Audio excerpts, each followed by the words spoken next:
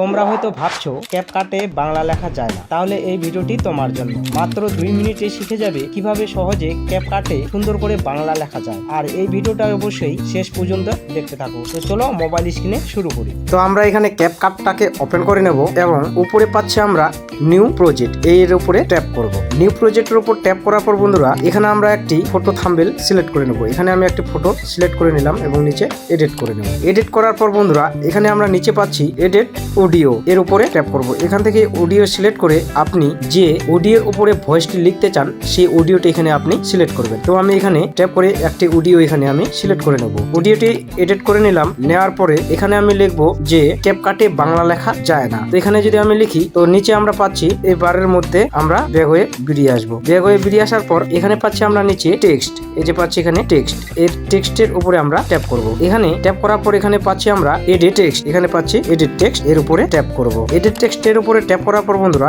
এখানে আমরা বাংলা লিখবো। বাংলা লেখা যায় না, আমি যদি এই সংখ্যাটিকে লিখি তো এখানে আমি লিখলাম, তো আমার লেখাটি ঠিক সেম কিভাবে আসতেছে। আমার লেখাটি আসতেছে কি রাউন্ড চিহ্ন, কোনো মানে লেখাগুলি সঠিক হচ্ছে না, খাপছাড়া লেখাগুলি আমার আসতেছে। তো এই লেখাগুলিকে সঠিক করার জন্য আমরা কি করব, এখানে আমরা চলে আসছি ফন্টের উপরে। তো আমরা লেখাটিকে এরকম ভাবে রাখবো এবং এখানে পাচ্ছি আমরা ফন্ট, এখানে পাচ্ছি ফন্ট। এই ফন্টের উপরে আমরা এবারে ট্যাপ করব। এই ফন্টের উপরে ট্যাপ করার পর আপনি যে ফন্ট দিবেন সেই ফন্টটিকে এখানে সিলেক্ট করবেন। তো এখানে আমি পাচ্ছি মাই ফন্ট, এখানে পাচ্ছি মাই ফন্ট, আমি মাই ফন্টে ট্যাপ করলাম। মাই ফন্টে ট্যাপ করার পর এই লেখাটি দিব, এরকম একটি লেখা দিব, কিন্তু আমার লেখাটি সম্পূর্ণ এখানে খাপছাড়া দেখাচ্ছে। এই যে আমরা দেখতে পাচ্ছি এখানে যায় না, এখানে হয়ে গেছে লেখা লিখেছি কিন্তু এখানে হয়ে গেছে লেখো, বাংলা লেখো যায় না। তো এটিকে আমাকে সঠিক করার জন্য আমি আমার স্টাইল মতো একটি ফন্ট নিয়ে নিলাম এবং ফন্টটিকে নেওয়ার পরে আমি এটিকে সঠিক যেন হয় তার জন্য আমি কি করব, এখান থেকে যা যাবতীয় নেওয়ার আমরা এখান থেকে সিলেক্ট করে নিয়ে নেবো। আমি কালারিং এখান থেকে করতে পারবো কিংবা ইফেক্টস এখান থেকে আমি দিতে পারবো, অ্যানিমেশন এখান থেকে আমি দিতে পারবো। এটিকে সিলেক্ট করার পর এটিকে সঠিক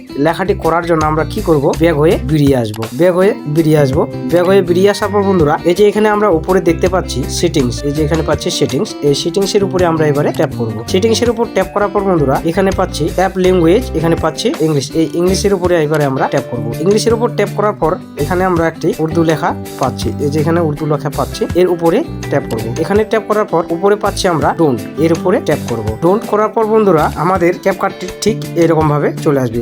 তো যে ভিডিওটি আমরা বাংলা লিখেছি সেই ভিডিওটি এখানে আমরা সিলেক্ট করব। এই ভিডিওটি লেখার সিলেক্ট করার পরে এখানে আমরা দেখতে পাচ্ছি আমার লেখাটি সম্পূর্ণ এখানে আসছে কি বাংলা লেখা যায় না। তো এইরকম ভাবে আপনি সঠিক নিয়মে বাংলা ফন্ট এডিট করতে পারবেন। তো এই বাংলা ডিজাইনগুলি কিংবা বাংলা ফন্টগুলি কিভাবে আপনি বা কোথায় পাবেন, তো এই ভিডিওয়ে যদি আপনি সেই বিষয়ে জানতে চান তাহলে অবশ্যই আমাকে কমেন্ট সেকশনে জানাবেন। তো আই হোপ, আশা করি বন্ধুরা ভিডিওটি তোমরা বুঝতে পেরেছো। ভিডিওটি ভালো লাগলে অবশ্যই লাইক, কমেন্ট, শেয়ার, এবং আপনি যদি অন্য কোনো বিষয় নিয়ে জানতে চান ফেসবুক কিংবা ইউটিউব সম্পর্কে তাহলে অবশ্যই আমাকে কমেন্ট সেকশনে জানাবেন। তো আই হোপ, আশা করি ভিডিওটি তোমরা বুঝতে পেরেছো। ভিডিওটি ভালো লাগলে অবশ্যই লাইক, কমেন্ট, শেয়ার করো। ধন্যবাদ।